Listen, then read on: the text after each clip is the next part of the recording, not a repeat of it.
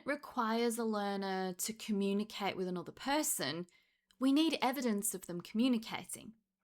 If it requires them to perform a practical task, we need evidence of the performance.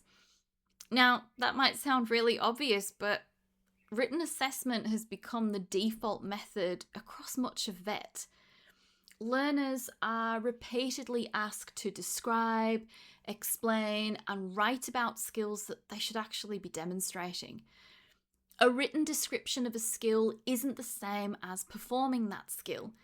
If we want more authentic evidence and less reliance on AI-generated submissions, we need to start choosing assessment methods that match what we're actually trying to measure.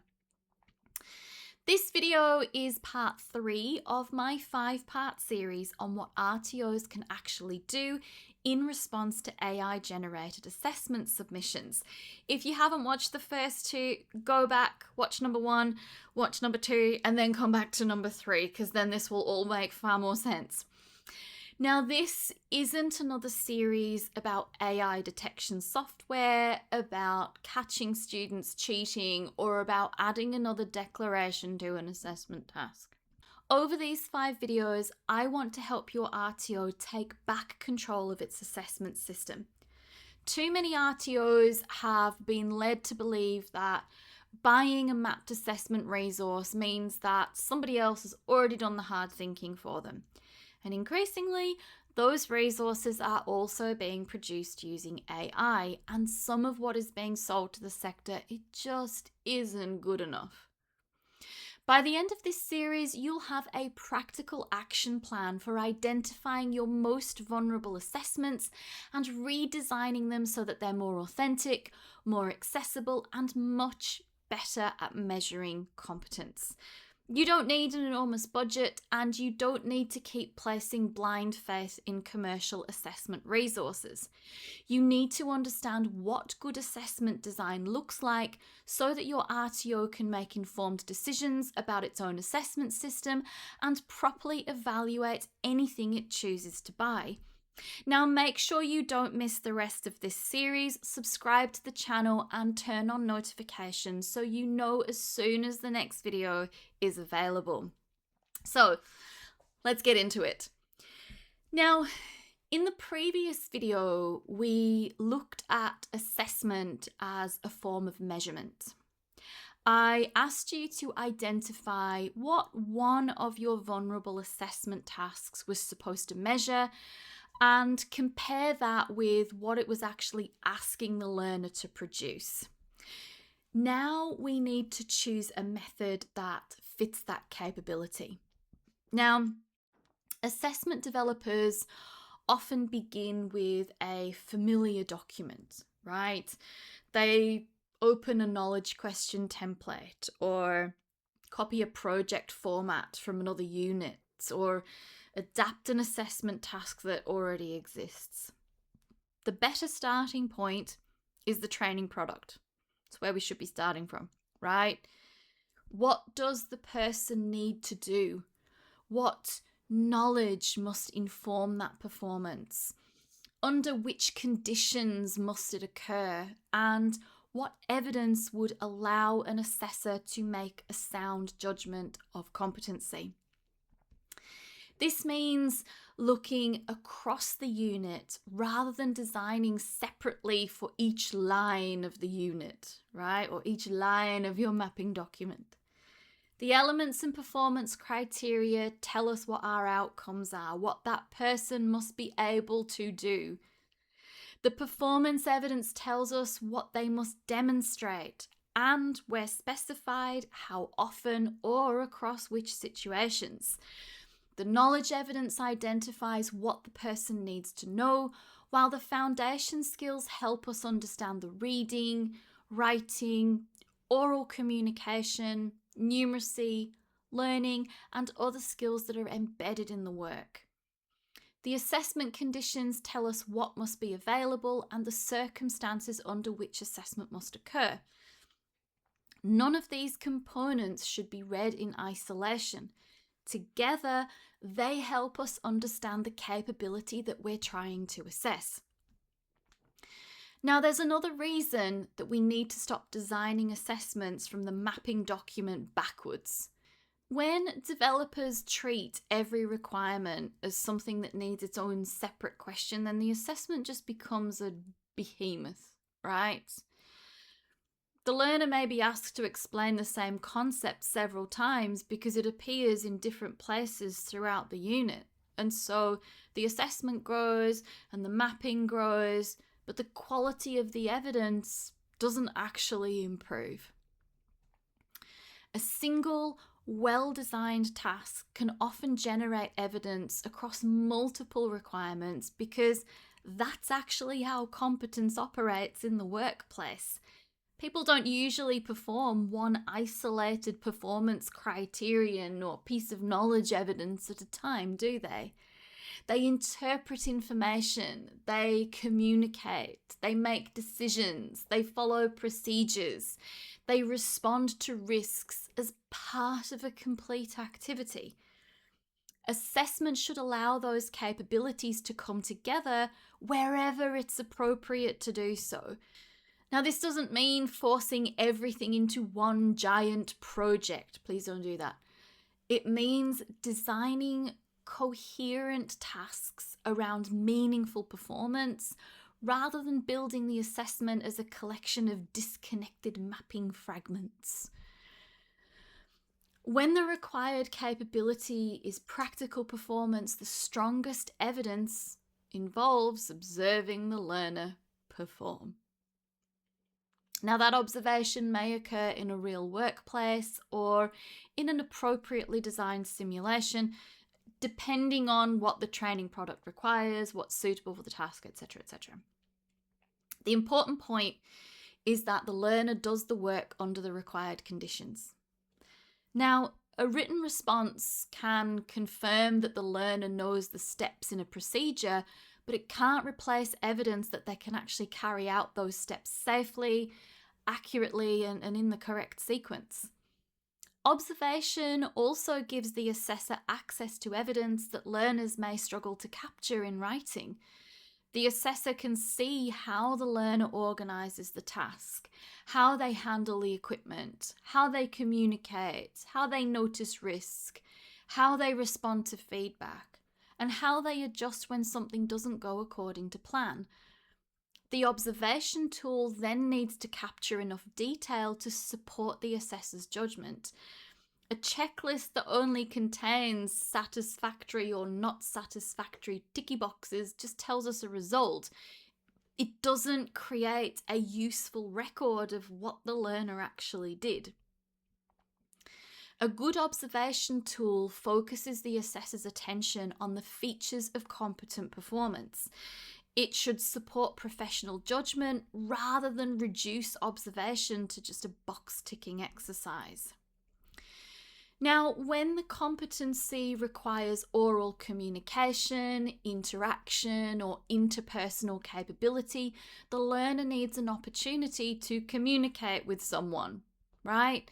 Now, that could involve a real workplace interaction, a structured simulation, a role play with clear parameters, or another suitable method that reflects the required context.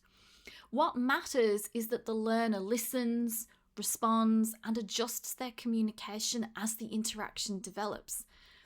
Asking someone to write what they would say doesn't demonstrate that they can say it, or that they can interpret the other person's response or adapt in real time. It completely removes the interactive component that makes oral communication a skill. Now, written assessment isn't inherently poor assessment. Writing is entirely appropriate when written communication is part of the occupational skill, it's part of the competency. If the learner needs to complete workplace records, prepare reports, write case notes, respond to emails, the assessment should provide an opportunity to produce those kinds of documents. The writing task should reflect the purpose, the audience, the format, and the conditions of the workplace activity. That's different from asking the learner to write a response about how they would complete a workplace document. Authentic written tasks can still be supported by AI, just as workplace writing increasingly can.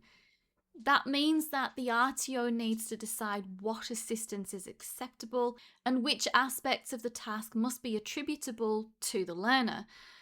The assessor might discuss the finished document with the learner. They might ask them to explain their decisions or provide a realistic change that requires the document to be amended. The goal isn't to pretend that workplace technology doesn't exist. It's to determine whether the learner can use appropriate tools while retaining the knowledge and judgment required by the occupation and by the competency requirements. Now, decision making and problem solving require far more than a generic case study with predictable answers.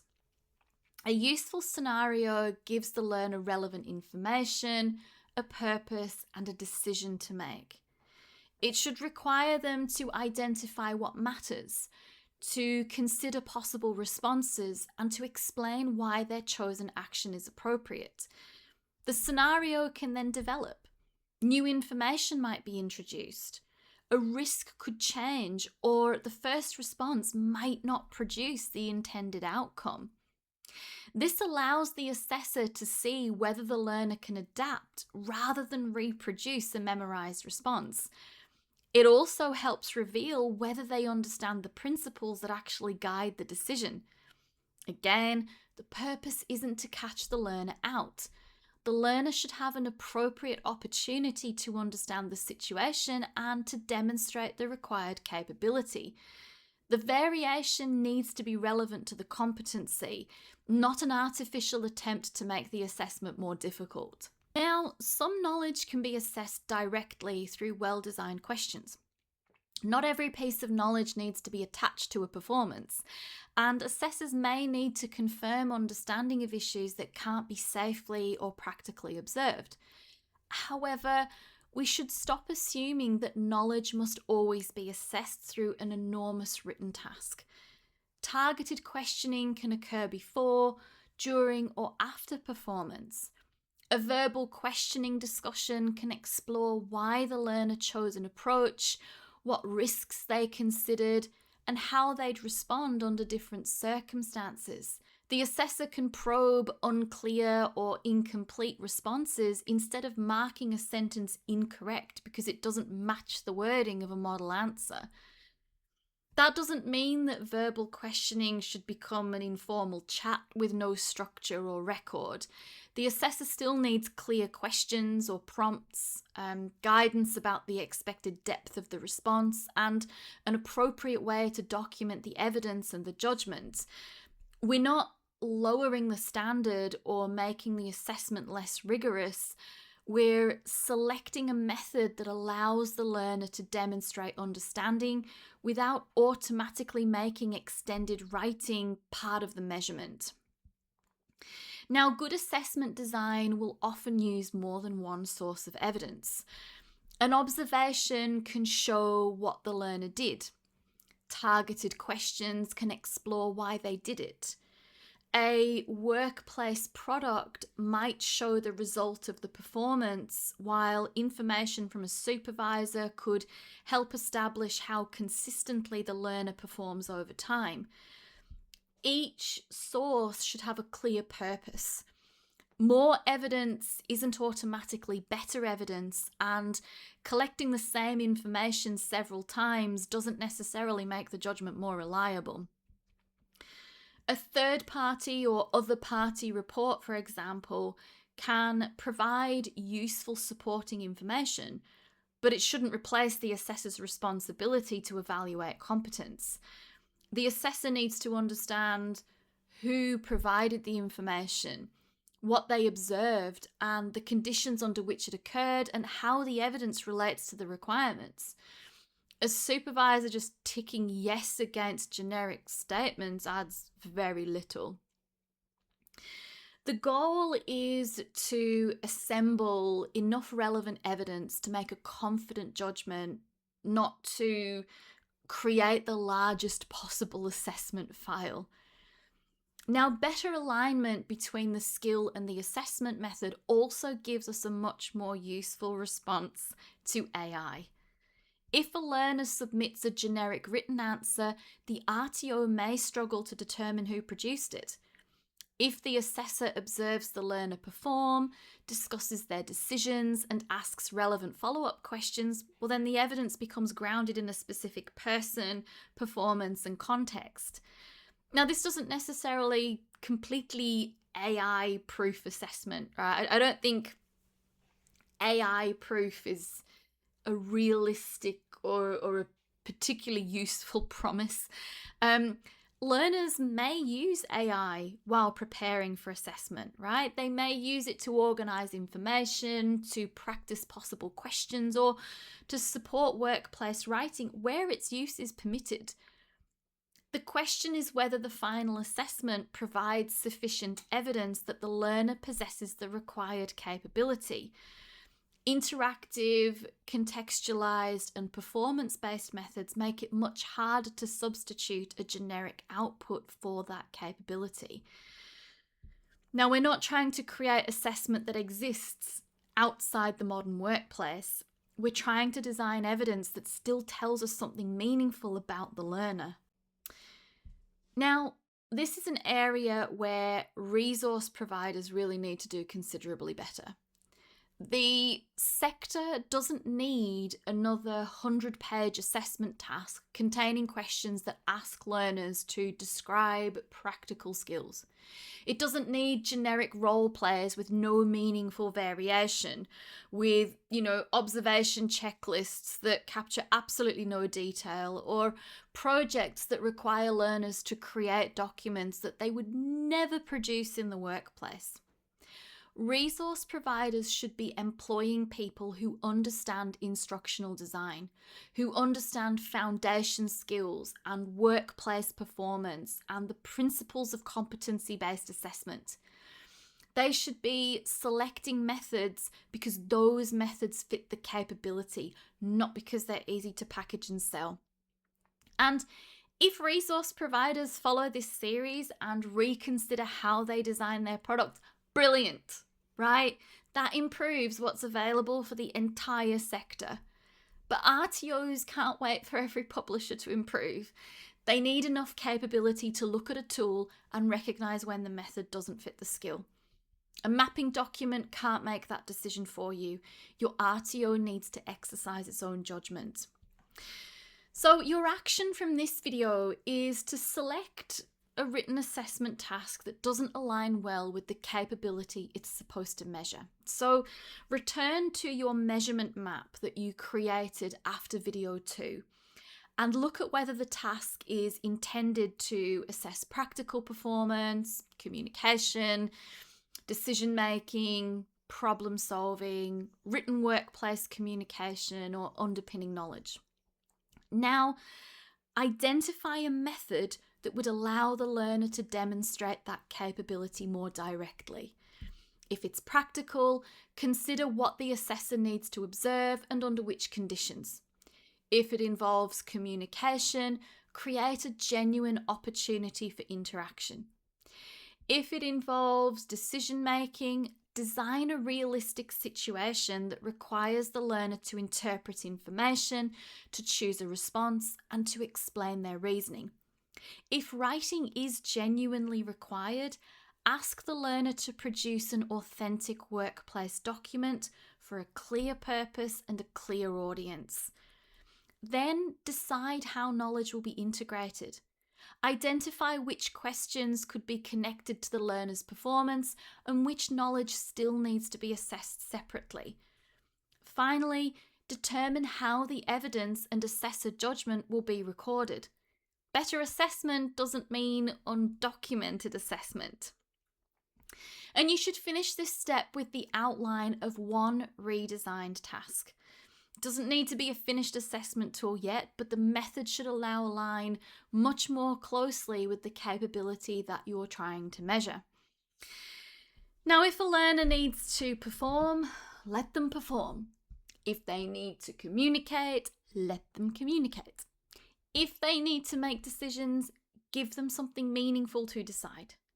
Writing should be used when writing is part of the capability or when it provides an appropriate way to gather particular evidence. It shouldn't remain the default simply because it's convenient to package, upload, and mark. Your action from this video is to redesign the method used in one vulnerable written task. Begin with the capability, choose a method that measures it more directly, and identify how you'll gather and record the supporting knowledge. In the next video, we're going to look at the barriers created by assessment design. We'll explore why RTOs may be making reasonable adjustments to repair problems that could have been addressed before the learner ever laid eyes on the task. So, subscribe so that you don't miss the next part of the series. If you want to see better assessment across VET, give this video a like and share it with the people designing, purchasing, and approving assessment tools in your RTO. I'll see you in the next one.